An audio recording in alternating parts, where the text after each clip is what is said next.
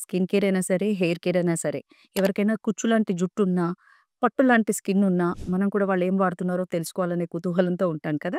Habits, sleeping position, అలాగే మనం పొద్దున్న లేచి ఫోన్‌లు వాడే విధానము, చెంపకానిచ్చి ఫోన్‌లు పెట్టుకొని వాడే విధానము, ఇలాంటి వాటి మీద దృష్టి పెట్టాలి. చిన్న చిన్న వాటి మీద దృష్టి పెట్టాలి.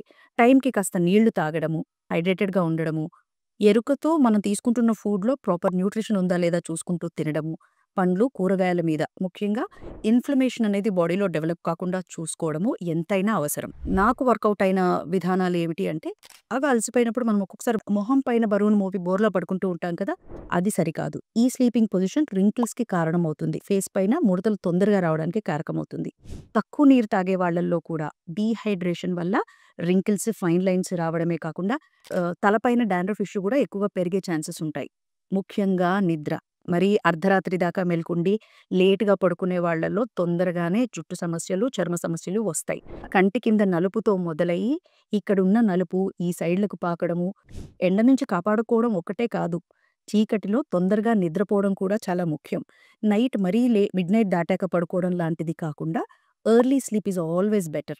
చాలా తొందరగానే లైట్స్ ఇంట్లో డిమ్ చేసేసి త్వరగా నిద్రకు ఉపక్రమించేలాగా ప్లాన్ చేసుకోవాలి. ఫుడ్‌లో మెజారిటీగా ఫైబర్ ఇంటేక్ ఉండేలాగా చూసుకోవాలి. ఈ మధ్య కాలంలో ప్రోటీన్ అనే జనాలు వెంపర్లాడుతున్నారు. ప్రోటీన్ మాత్రమే కాదు, దానికి 2, 3 ఇంతలు ఫైబర్ ఇంటేక్‌ని పెంచి చూడండి. Skin will glow like anything. And hair కూడా బాగా థిక్‌నెస్ రావడం మీరు అబ్జర్వ్ చేస్తారు. చుండ్రు సమస్యలు కూడా తగ్గడం చూస్తారు. ఎందుకంటే ఇన్‌ఫ్లమేటరీ ప్రాపర్టీస్ బాడీలో తగ్గడానికి ఫైబర్ ఇంటేక్ చాలా బాగా హెల్ప్ చేస్తుంది. ఇలాంటి చిన్న చిన్న హ్యాబిట్స్‌తో పాటు బ్రీతింగ్ ఎక్సర్‌సైజెస్ ఎంతగానో తోడ్పడతాయి. ఈ చిన్న చిన్న హ్యాబిట్స్‌లో చిన్న చిన్న మార్పులు చేసుకోవడం వల్ల కూడా మంచి స్కిన్‌ని, మంచి హెయిర్‌ని సొంతం చేసుకోవచ్చు.